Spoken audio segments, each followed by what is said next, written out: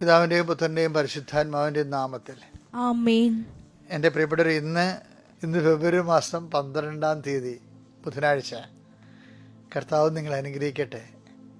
പ്രാർത്ഥിക്കാം. അമ്മേ, പരിശുദ്ധ അമ്മേ, അമ്മേ പരിശുദ്ധമേ, ദൈവമാതാവേ, അന്ന് അങ്ങ് കൃപാസനത്തിൽ പ്രത്യക്ഷപ്പെട്ട് വരാൻ പോകുന്ന മഹാദുരന്തത്തിൽ നിന്ന് രക്ഷപ്പെടാനും എല്ലാവർക്കും വേണ്ടി പ്രാർത്ഥിക്കുവാനും ആവശ്യപ്പെട്ടിട്ട് 20 വർഷം കഴിഞ്ഞ ഈ വേളയിൽ കൃപാസനത്തിലൂടെ ഞങ്ങൾക്ക് ഈ ദേശത്തിനും അങ്ങ് മധ്യസ്ഥതയിൽ തന്ന എല്ലാ അനുഗ്രഹങ്ങൾക്കും കൃപകൾക്കും ഞങ്ങളിപ്പോൾ ഹൃദയം നിറഞ്ഞ നന്ദി പറയുന്നു. അമ്മേ പരിശുദ്ധമ്മേ, ജപമാല മാതാവേ, സകല കൃപാസനം പ്രാർത്ഥനകളോടും ചേർത്ത് ഞങ്ങളിപ്പോൾ പ്രാർത്ഥിക്കുന്ന ഈ കുടുംബത്തിന്റെ പ്രത്യേക നിയോഗം പരമക്കളെ.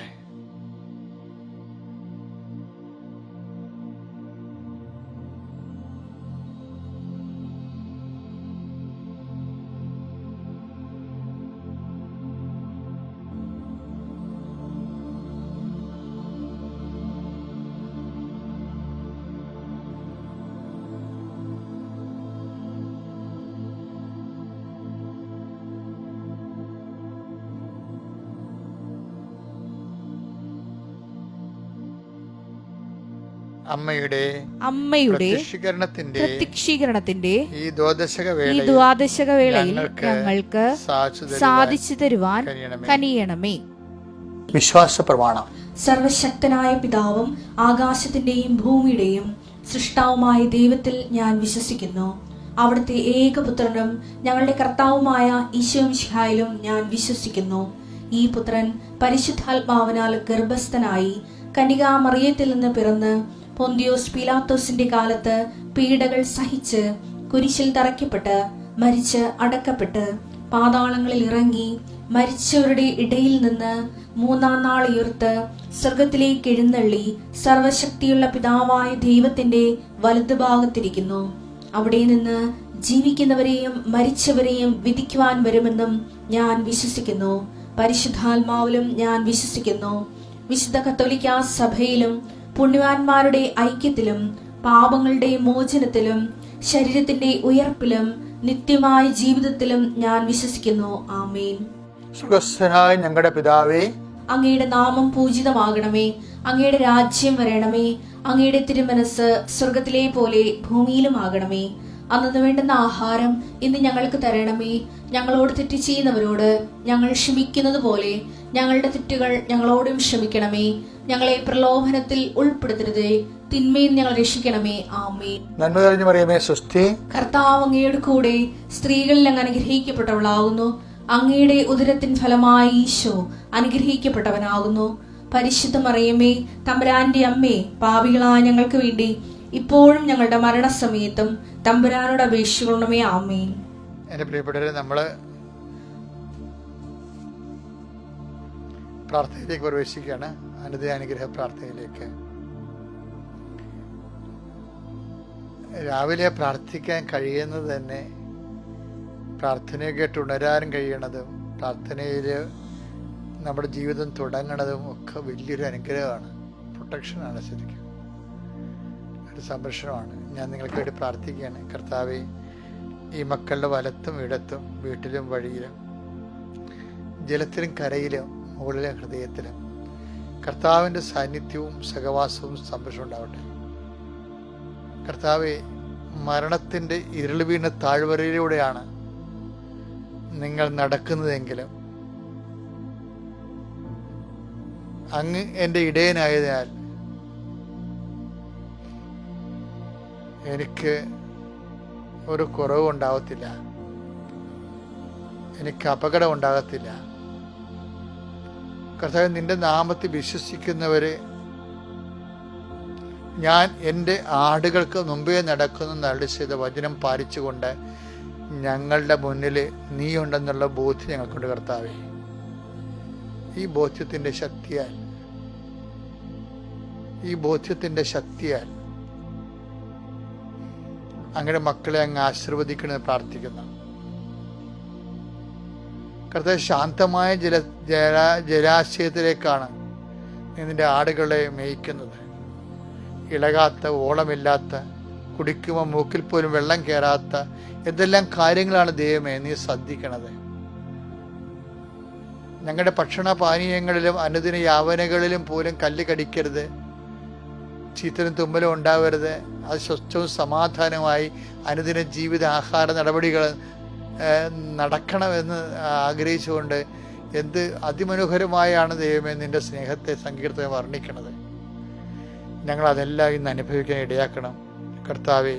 അങ്ങയുടെ മക്കളുടെയൊക്കെ മുമ്പിലെ എൻ്റെ ജീവിതകാലം മുഴുവൻ നന്മയും കാരുണ്യവും എന്നെ പിന്തുടരുമെന്നുള്ളതും ഒരു ആധ്യാത്മികമായ അനുഭവമാണ് കർത്താവേ. പുറകിൽ കണ്ണില്ലാത്ത ഇടയൻ്റെ കണ്ണായിട്ട് നിൽക്കുന്ന വേട്ടപ്പട്ടികൾ, മറ്റ് മൃഗങ്ങളിൽ നിന്ന് ആടിനെ സംരക്ഷിക്കുന്ന, മറ്റ് അവിചാരിതവും ആകസ്മികവും അഗോചരവുമായിട്ടുള്ള വിഷയങ്ങളിൽ നിന്ന് അങ്ങയുടെ മക്കളെ സംരക്ഷിക്കുന്നതിന് വേണ്ടി ഞങ്ങൾക്ക് വേണ്ടിയുള്ള പിൻകണ്ണാണ് നിൻ്റെത്. വഴിക്കണ്ണ് മാത്രമല്ല, പിൻകണ്ണാണ് നീ. 2 കണ്ണുകൾ, 2 നന്മയും കാരുണ്യവും എന്നെ പിന്തുടരും ജീവിതകാലം മുഴുവൻ. കാരുണ്യം ഞങ്ങളുടെ കഴിവിലല്ല, അത് നിൻ്റെ കൃപയിലാണ്. അത് നോട്ട് ബൈ മെറിറ്റാണ്, ബട്ട് ബൈ ഗ്രേസ് ആണ് കർത്താവ്. ഞങ്ങളുടെ കഴിവ് കൊണ്ടല്ല, നിൻ്റെ കൃപ കൊണ്ടാണ്. കാരണം ചില കാര്യങ്ങൾ ഞങ്ങൾ യോഗ്യത ഇല്ലെങ്കിൽ പോലും കർത്താവ് ജീവിതകാലം മുഴുവൻ നിൻ്റെ കാരുണ്യം ഞങ്ങളെ പിന്തുടരുമെന്ന് നീ പറയുന്നുണ്ടല്ലോ കർത്താവ്. അത് നിൻ്റെ വാഗ്ദാനമാണ് ഈശോയെ. ആ വാഗ്ദാനം പാലിക്കാൻ ഞങ്ങളെ സഹായിക്കണം പ്രാർത്ഥിക്കുന്നു കർത്താവ്. യാത്ര, ജോലി, താമസം, ക്രയവിക്രയം, എഴുത്ത്, പരീക്ഷ, പഠനം, സംസർഗം, തീരുമാനം, ചർച്ചകൾ, തീരുമാനം നടപ്പിലാക്കുന്നത്, ആശുപത്രിയിലുള്ള പോക്ക്, ആശുപത്രി കിടപ്പ്, രോഗത്തിൻ്റെ ചികിത്സ, ഇങ്ങനെ ഓരോ സാധനങ്ങൾ പർച്ചേസ് ചെയ്യാൻ ചന്തയിൽ പോകണതും സൂപ്പർ മാർക്കറ്റിൽ പോകണതും കടയിൽ പോകണതും, ഇങ്ങനെ എല്ലാ വിഷയങ്ങളും ഞങ്ങളുടെ ജീവിതത്തോട് ബന്ധപ്പെട്ട് ഇന്ന് രാത്രി 11 ഉറങ്ങുന്നവരെ സംഭവിക്കാൻ സാധ്യതയുള്ള മുഴുവൻ ചലനങ്ങളും കർത്താവിൻ്റെ നാമത്തിൽ കർത്താവിൻ്റെ സംരക്ഷണ സമർപ്പിച്ചുകൊണ്ട് പിതാവിൻ്റെയും പുത്രൻ്റെയും പരിശുദ്ധ നാമത്തിൽ ഈ ദിവസത്തെ മക്കളെ ഞാൻ ചേർത്ത് നിർത്തി ആശീർവദിക്കുന്നു. എൻ്റെ മക്കളെ, അച്ഛൻ്റെ പ്രാർത്ഥനയിലൂടെ നിങ്ങൾ കേട്ടില്ലേ? എന്താണ്? ജീവിതകാലം മുഴുവൻ നന്മയും കാരുണ്യവും എന്നെ പിന്തുടരും. 23-ാം സങ്കീർത്തനം 6-ാം തിരുവചനം. 23-ാം സങ്കീർത്തനം 6-ാം തിരുവചനം. അവിടുത്തെ നന്മയും കരുണയും ജീവിതകാലം മുഴുവൻ എന്നെ അനുഗമിക്കും. അതായത് എന്താണെന്നറിയാവോ? ഒരു പ്രത്യാശയാണ്. കാരണം ഈ ഇടയൻ ആടുകൾക്ക് മുമ്പേ നടക്കുന്നത്. യോഹന്നാൻ 10:4 തനിക്കുള്ളതിനെയെല്ലാം പുറത്തിറക്കിയിട്ട് ആലയ്ക്ക് പുറത്തിറക്കിയിട്ട് അവൻ അവയ്ക്ക് മുമ്പേ നടക്കുന്നു. അപ്പൊ മുമ്പേ നടക്കുമ്പോൾ ആടിന്റെ പുറകിലുള്ളത് എന്താ? ജീവിതകാലം മുഴുവൻ നന്മയും കാരുണ്യവും. അവിടെ ഒരു നന്മയെന്ന് പറയണത് എന്താണ്? ഗുഡ്നസ്, ദൈവത്തിന് നന്മ നമ്മുടെ കൂടെ ഉണ്ടാകും. രണ്ടാമത് എന്താണ്? കാരുണ്യം. കാരുണ്യം എന്ന് പറയണത് ഇതിൽ നമ്മൾ വിശ്വസിക്കണം. അത് വാഗ്ദാനമാണ്, ഒരു പ്രഖ്യാപനമാണ് വിശ്വാസത്തിൻ്റെ. നന്മയും കാരുണ്യവും എൻ്റെ കൂടെ ഉണ്ടാവും ഞാൻ പ്രഖ്യാപിക്കുക. അപ്പോഴങ്ങനെ പ്രഖ്യാപിക്കുമ്പോൾ എന്താണ്? ഈ കാരുണ്യം എന്ന് പറയുമ്പോൾ അത് നോട്ട് ബൈ മെറിറ്റിലേ വർക്ക് ചെയ്യത്തുള്ളൂ. രക്ഷാകരമായ ഫോർമുലയാണത്. എന്താണ്? നോട്ട് ബൈ Ephesians 2:8 എന്താണ്? ഞങ്ങളുടെ കഴിവ് കൊണ്ടല്ല, നിന്റെ കൃപ കൊണ്ടെന്ന്. അപ്പോൾ അതിന് കാരുണ്യം എന്ന് പറയുന്നത് നമുക്ക് മുതൽ മുടക്കില്ല. കാര്യം നമ്മളുടെ ഒരു മെറിറ്റിലല്ല അത് വർക്ക് ചെയ്യണത്. ജീവിതത്തിൽ മെറിറ്റിൽ വർക്ക് ചെയ്യാത്ത ഒത്തിരി കാര്യങ്ങളുണ്ട്. അതെല്ലാം നടക്കുന്നുണ്ടെങ്കിൽ നിങ്ങളുടെ കഴിവാണ് നിങ്ങൾ പറയരുത്. അത് ദൈവത്തിൻ്റെ കാരുണ്യമാണെന്ന് പറയണം. അത് ഏതെങ്കിലും ഘട്ടത്തിലേക്ക് തരണമല്ല, കണ്ണടയുന്നവരെയാണ്, ജീവിതകാലം മുഴുവനുമാണ്. ഈ ദൈവത്തെ സ്നേഹത്തെ തിരിച്ചറിഞ്ഞ് നമ്മൾ ദൈവത്തെ സ്നേഹിക്കുകയും പ്രതിസ്നേഹം കാണിക്കുകയും ചെയ്യണം. സങ്കീർത്തനം പറയുവേ, അതായത് യജമാനന്റെ മുമ്പിൽ നിൽക്കുമ്പോൾ ദാസന് അങ്ങയുടെ മേല് ദാസൻ തൻ്റെ മേല് കാരുണ്യം ചൊരിയുവോളം. 123-ാം സങ്കീർത്തനമാണ് 2-ാം വാക്യം. ദാസന്മാരുടെ കണ്ണുകൾ ദാസന്മാരുടെ കണ്ണുകൾ യജമാനന്റെ കയ്യിലേക്കെന്ന പോലെ, യജമാനന്റെ കൈകളിലേക്ക് എന്ന പോലെ, ദാസിയുടെ കണ്ണുകൾ സ്വാമിനിയുടെ കയ്യിലേക്കെന്ന പോലെ ഞങ്ങളുടെ ദൈവമായ കർത്താവിന് ഞങ്ങളുടെ മേൽ കരുണ തോന്നുവോളം ഞങ്ങളുടെ കണ്ണുകൾ അവിടുത്തെ നോക്കിയിരിക്കും എന്ന് വെച്ച് കഴിഞ്ഞാൽ എന്തറിയാവോ, അത് ഭയങ്കര ഭയങ്കര നോക്കലാണ്. എന്ന് വെച്ച് കഴിഞ്ഞാൽ നമ്മളെ, അതായത് ഞങ്ങളുടെ മേൽ കരുണ തോന്നുവോളോ അങ്ങയുടെ കൈകളിലേക്ക് ഞങ്ങൾ നോക്കിയിരിക്കും എന്ന് വെച്ച് കഴിഞ്ഞാൽ, ഇവിടുന്ന് ഭക്ഷണം കിട്ടിയില്ലെങ്കിൽ അടുത്ത വീട്ടിൽ പോയി ഭക്ഷണം കഴിക്കുന്നത് ചില പട്ടികൾക്കുള്ള പരിപാടിയാണ്. ഇതങ്ങനെയല്ല. നീ കരുണ കാണിച്ചില്ലെങ്കിൽ ഞങ്ങൾ കരുണയില്ലാത്തവരായി മരിക്കും. അതുകൊണ്ട് നീ മാത്രമേ കരുണ കാണിക്കാനുള്ളൂ.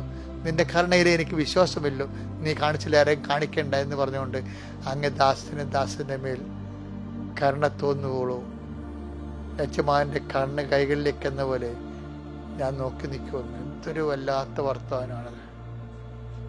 പിന്നെ ഏത് യജമാനാണ് ഈ ദാസനെ കാണാതെ പോണത്? അവന് ഇന്റർവെല്ലില്ലല്ലോ. കുറച്ചു കാലം ദൈവത്തെ ആശ്രയിച്ച് കുറെ പള്ളിയിൽ പോക്കും കുർബാനയും കുമ്പസാരമൊക്കെ നടന്ന് പിന്നെ 6 മാസം പിന്നെ പോകത്തില്ല. അതല്ലേ ആൾക്കാർ. ഇതങ്ങനെയല്ല. അങ്ങനെ ദൈവത്തിൽ നമുക്കൊരു റിലേഷൻ പറ്റത്തില്ല.